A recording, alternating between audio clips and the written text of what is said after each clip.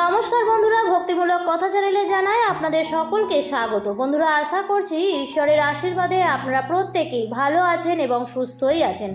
সামনেই আসতে চলেছে মহালয়া। এই মহালয়ার দিনটি সমস্ত সনাতন ধর্মাবলম্বীদের কাছে অত্যন্ত গুরুত্বপূর্ণ একটি দিন, কারণ এই দিনেই পিতৃপক্ষের অবসান হয়ে দেবী পক্ষের সূচনা হয়।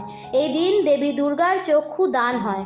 এই বছর অর্থাৎ 2024 সালের মহালয়ার এই বিশেষ দিনটিতেই আবার পড়েছে বছরের দ্বিতীয় সূর্যগ্রহণ এবং মহালয়া একই দিনে হওয়ায় একটি বিশেষ সংযোগ সৃষ্টি হচ্ছে, যা একটি গভীর সংকেত দিচ্ছে। মহালয়ার এই দিনটিতে যদি আপনারা আপনাদের বাড়ির উঠোনে বা ছাদে এই 5টি পাখিকে যদি দেখতে পান, অথবা দুর্গাপুজোর আগে এই 5টি পাখিকে যদি আপনারা আপনাদের বাড়ির আশেপাশে বেশি করে দেখেন, তাহলে আপনি বুঝবেন যে আপনি খুবই সৌভাগ্যশালী এবং মা দুর্গার আশীর্বাদে আপনার জীবনে অর্থনৈতিক ভাগ্যের উন্নতি হতে চলেছে। আপনি এবার ঈশ্বরের কৃপা পেতে চলেছেন।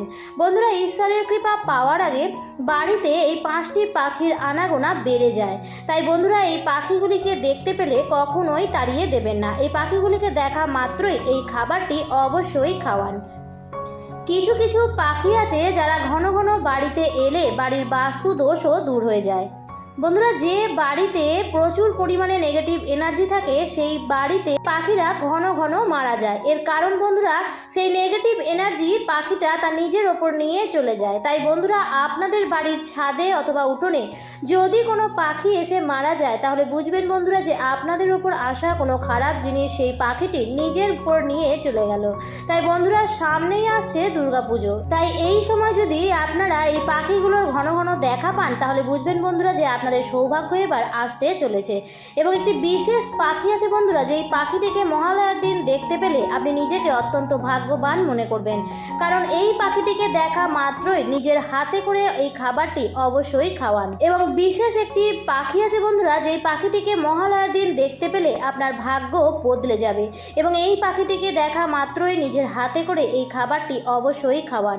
অনেক সময় বন্ধুরা, পিতৃপক্ষের এই সময়কালে অনেক নিয়ম বা উপাচার থাকে যেগুলি আমরা সময়ের অভাবে হয়তো করে উঠতে পারি না।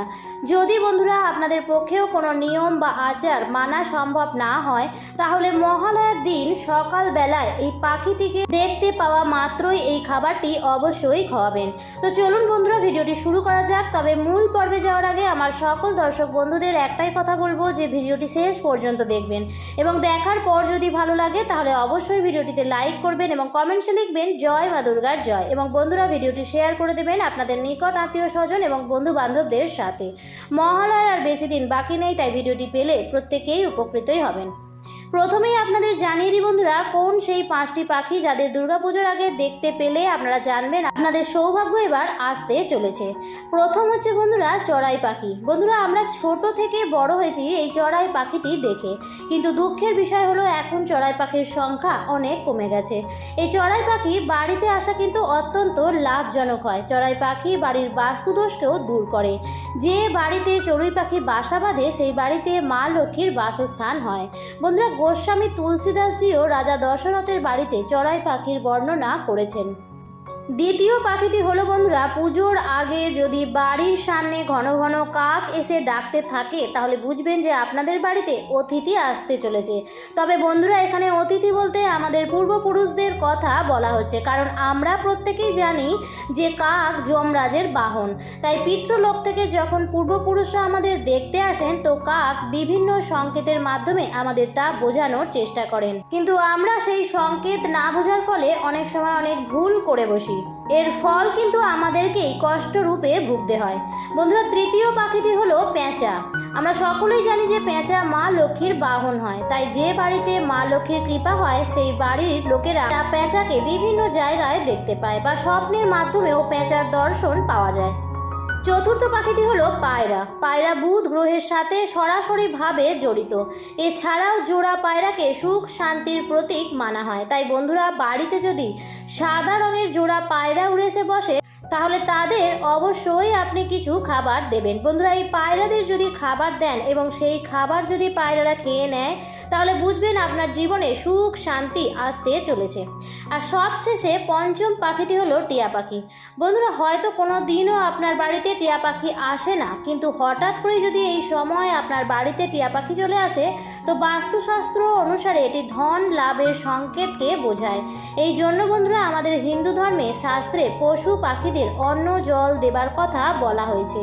যে ব্যক্তি প্রত্যেক দিন পশু পাখিদের অন্ন জল দান করে, তার উপর কোনো গ্রহের খারাপ প্রভাব পড়ে না। এবার বলি বন্ধুরা, এই মহালয়া এবং সূর্যগ্রহণের বিশেষ যোগে যদি এই বিশেষ পাখিটিকে দেখতে পান, তাহলে অবশ্যই নিজেকে ভাগ্যশালী ভাববেন। তাকে কিছু খাওয়ানোর চেষ্টা অবশ্যই করবেন এবং তাকে জল দান করবেন। বন্ধুরা, এই বিশেষ পাখিটি হচ্ছে কাক। আমরা কাককে প্রায় সব সময় দেখতে পাই, কিন্তু খেয়াল করে দেখবেন যে মহালয়ার দিন কিন্তু কাক খুব কম পরিমাণে দেখা যায় বা দেখাই যায় না বলা চলে। তাই বন্ধুরা, যদি আপনার বাড়ির ছাদে বা উঠোনে একটি কাককে বসে থাকতে দেখেন মহালয়ার দিন সকালবেলায়, তাহলে বুঝবেন যে আপনি খুবই ভাগ্যশালী। কারণ বন্ধুরা, পিতৃপক্ষের সময় পূর্বপুরুষদের উদ্দেশ্যে পিণ্ড দান করা হয়, তর্পণ করা হয়। হিন্দু ধর্মে বিশ্বাস অনুযায়ী পিতৃপক্ষে কাকের গুরুত্ব অনেকটাই বেড়ে যায়। কাককে যমরাজের প্রতীক বলা হয়। এমন বিশ্বাস আছে যে পিতৃপক্ষে যদি আপনার বাড়িতে কাক এসে বসে এবং কাক যদি আপনার দেওয়া খাবার গ্রহণ করে, তাহলে তা খুবই শুভ লক্ষণ। তার মানে পিতৃপুরুষরা আপনার প্রতি খুবই খুশি হয়েছেন এবং আপনাকে আশীর্বাদ দিয়ে চলে গেছেন। পিতৃপক্ষে কাককে খাওয়ানো মানে পূর্বপুরুষদের খাওয়ানো। বন্ধুরা, কাকেরা তার ডাকের মাধ্যমে আমাদের নানা রকম সংকেত দিয়ে থাকে। কাক কিন্তু কখনোই স্বাভাবিক মৃত্যুতে মরে না, রোগ বা বার্ধক্যেও মরে না। কাকের মৃত্যু আকস্মিক। কাক তার নিজের গতিবিধির মাধ্যমে আমাদের শুভ অশুভের নানা প্রকার ইঙ্গিত দিয়ে থাকে। হয়তো আমরা অনেকেই সেটি জানি না। তাই বন্ধুরা, মহালয়ার দিন সকালবেলায় প্রথম প্রহরে যদি কাককে দেখতে পান, তাহলে অবশ্যই নিজের হাতে বানিয়ে এই খাবারটি খাওয়ান। দেখবেন আপনাদের জীবনে উন্নতি আসতে বাধ্য। বন্ধুরা, আমাদের পিতৃপুরুষদের আশীর্বাদ আমাদের মাথার উপর না থাকলে আমরা কোনো কাজেই কিন্তু সাফল্য লাভ করতে পারি না। 2024 সালের মহালয়ার এই তিথিটি যে বিশেষ সংযোগ নিয়ে আসছে, সেই দিন সকালবেলায় যদি কাককে নিজের হাতে বানিয়ে ভাত এবং তার মধ্যে সামান্য কালো তিল মিশিয়ে খাওয়াতে পারেন বন্ধুরা, তাহলে কিন্তু সব দিক দিয়েই আপনার পরিবারের মঙ্গল হবে। পিতৃপুরুষদের আশীর্বাদ সর্বদাই পাবেন। মহালয়ার এই দিনটি কিন্তু অত্যন্ত গুরুত্বপূর্ণ, তাই সাবধানতার সাথে অতিবাহিত করুন। কাক কিন্তু তাদের গতিবিধির মাধ্যমে আমাদের নানা প্রকার সংকেত দিয়ে থাকে। যেমন ধরুন, আপনি কোনো জায়গায় বেরোচ্ছেন, এই সময় যদি কোনো কাককে জল পান করতে দেখেন, অর্থাৎ কোনো পাত্র থেকে কাক জল পান করছে, তাহলে এটি কিন্তু ধন লাভের ইঙ্গিতকে বোঝায়। আপনি যদি সেই সময় কোনো বিশেষ উদ্দেশ্য নিয়ে বেরোচ্ছেন, তাহলে সেই বিশেষ কাজে আপনি অবশ্যই সফল হবেন। কাককে যদি আপনি মুখে খাবার নিয়ে, বিশেষ করে রুটি নিয়ে উড়ে যেতে দেখেন, তাহলে এটিও খুব শুভ ইঙ্গিত। এর অর্থ খুব শীঘ্রই আপনার ইচ্ছা পূরণ হবে। কাক উড়ে যাওয়ার সময় যদি কোনো ব্যক্তির উপর মল ত্যাগ করে, তাহলে সেই মানুষকে শারীরিক এবং মানসিক কষ্টের মুখোমুখি হতে হয়। এটি কিন্তু আর্থিক লোকসানেরও ইঙ্গিত দেয়। সকালে কাক উড়ে যাওয়ার সময় যদি কোনো ব্যক্তির অংশ ছুঁয়ে যায়, তাহলে কিন্তু এটি একটি শুভ ইঙ্গিত, অর্থ লাভের ইঙ্গিত লুকিয়ে রয়েছে এর মধ্যে। তবে কাক যদি সেই ব্যক্তির মাথা ছুঁয়ে যায়, তাহলে সেই ব্যক্তিকে সাবধান হতে হবে, অর্থাৎ সেই ব্যক্তি গভীর রোগে আক্রান্ত হতে পারে অথবা আর্থিক লোকসানেরও ইঙ্গিত বহন করে। কাক বাড়ির ছাদের কোন দিকে বসে ডাকছে এবং কোন সময় ডাকছে, তার উপরও কিন্তু সেই পরিবারের ভালো মন্দ নির্ভর করে। যেমন দুপুরবেলায় বাড়ির ছাদের উত্তর বা পূর্ব দিকে বসে যদি কাক ডাকে, অথবা উত্তর বা পূর্ব দিক থেকে কাকের আওয়াজ যদি শুনতে পান, তাহলে এটি খুবই শুভ ইঙ্গিত।